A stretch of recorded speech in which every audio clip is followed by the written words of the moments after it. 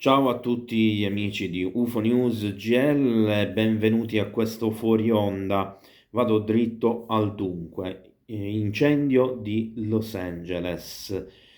Quali sono le origini di questo incendio? Perché in questo momento? Quali sono le concomitanze con altri incendi analoghi? Come si stanno comportando i servizi in questa occasione? E cosa ci può entrare con il flap di avvistamenti UFO, di droni e tutte le questioni di cui stiamo discutendo in questo periodo, quindi anche gli uccelli impazziti, la nebbia sintetica, artificiale, e gli aerei che precipitano, gli avvistamenti in Europa, nel resto del mondo e via discorrendo. In tanti mi avete fatto sui social soprattutto domande di questo tipo chiedendomi la mia opinione. Premetto che al momento non ho intenzione di approfondire con diciamo video appositi la questione, se non in questo modo, se ci sarà la necessità, poiché credo che l'incendio di Los Angeles potrebbe essere stato creato ad arte per più motivi, tra cui anche distrarre l'opinione pubblica da quello che stava avvenendo proprio dal punto di vista degli avvistamenti UFO. E infatti il risultato ottenuto principale è proprio quello che non si parla più dei droni, non si parla più degli UFO, dei plasmoidi e delle altre problematiche che si sono generate. Tutti i social, dico tutti, e tutte le televisioni sono state completamente invase dalle immagini e dalle storie, per carità, sicuramente terribili, terrificanti, anche commoventi in certe situazioni. Io stesso sul mio canale X ho condiviso alcuni video che riguardano la questione di Los Angeles e naturalmente mi sento di essere vicino a tutte le persone che stanno vivendo questa disgrazia in prima persona, a tutte le persone che si sono viste distruggere la casa, che si sono viste, hanno visto andare in fumo sostanzialmente tutti i risparmi della loro vita spesi in luogo dove vivere, in luogo dove lavorare. Sto vedendo anche dei youtuber, tiktoker che avevano degli studio in quella zona, nelle proprie case, che hanno dovuto abbandonare tutto, stanno evacuando tutto, sta bruciando letteralmente tutto. Un incendio che ha avuto delle origini a dir poco super controllabili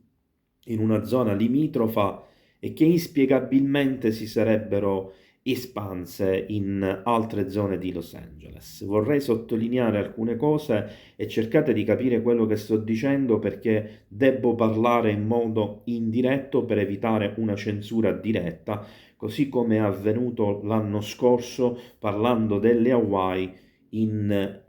certi termini e con certe informazioni su TikTok, cosa che ha portato al blocco dei video e alla successiva chiusura del mio account TikTok che faceva quasi 200.000 iscritti e che c'erano tantissime persone che seguivano e anche, non solo, per le informazioni che facevo passare in tal senso. La prima cosa che dobbiamo capire è che quello che sta succedendo, esattamente come è successo in altri luoghi, in altri momenti,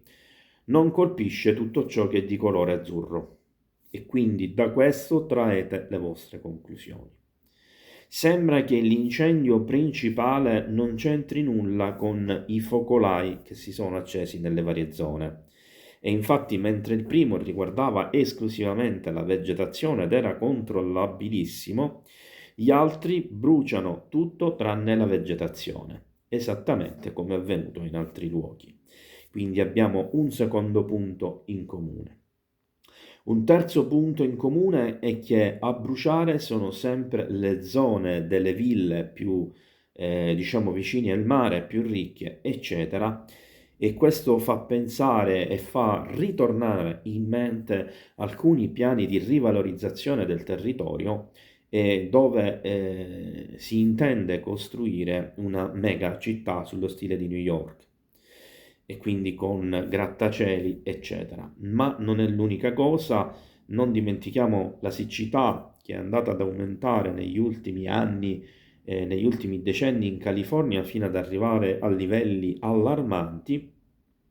E siamo davanti ad una questione che ha portato anche a galla una serie di progetti che sono concomitanti anche con un'altra area degli Stati Uniti, che è quella adiacente, marina, adiacente all'Arizona, per intenderci la zona a sud che sfocia sulle Bahamas, dove ci sarebbero dei progetti non ancora autorizzati e passati che coinvolgono un personaggio che fu candidato all'epoca come presidente, che è Al Gore,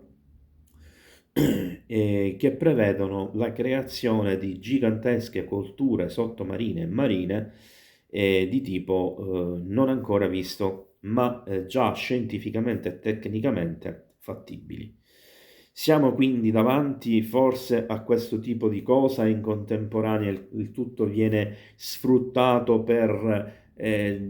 disarmare, fatemi passare questo termine, l'attenzione ormai è rivolta dai cittadini statunitensi, tanto da creare dei movimenti clandestini che discutono la cosa in codice per poter tenere viva l'informazione sulle cose che vengono periodicamente occultate, cancellate, financo a bloccare ed eliminare gli account nei vari social che parlano di questo e a elaborare delle parole in codice che indicano ciò che è argomento non discutibile più sui social e quindi oggetto di censura. Allora, quindi vorrei dire che ci potrebbe il condizionale d'obbligo essere una connessione tra gli incendi di Los Angeles e anche l'occultamento della situazione che proprio in questi giorni aveva raggiunto l'apice. E infatti proprio oggi stavo ascoltando dei video di persone che non abitualmente fanno diciamo escursioni su certi argomenti nei loro video, nei social, in particolar modo proprio su TikTok, dove la censura in questo momento sta battendo alla grande e con più difficoltà rispetto agli altri social, dove invece la censura è molto più facile e dove è avvenuta in maniera pressoché immediata, mentre su TikTok va un po' a saltelli, che sostengono che proprio nei 2 giorni dell'incendio di Los Angeles sono stati in assoluto i 2 giorni con più avvistamenti, non solo negli Stati Uniti ma in tutto il mondo, di droni strani, sempre tra virgolette, come si dice borse di Dior ormai, e naturalmente i famosi plasmoidi che stanno apparendo letteralmente ovunque e anche le città europee, le città della Russia, le città della Cina, il prima possibile vi farò vedere anche un paio di video in tal senso, sono diventate oggetto di queste presenze in maniera molto significativa.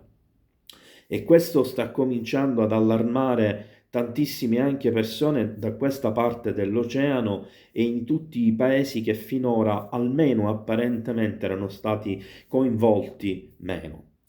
È ovvio quindi che siamo davanti ad una situazione sempre work in progress che necessita sempre continuamente informazioni, come è mia abitudine dire, anche se ultimamente non lo faccio più tanto spesso, occhi aperti, perché in questa situazione dovete anche orecchie ben aperte vedere e sentire tutte le opinioni possibili, perché la verità è sotto i nostri occhi, ma stanno cercando in tutti i modi di nasconderla con una serie di stupidaggini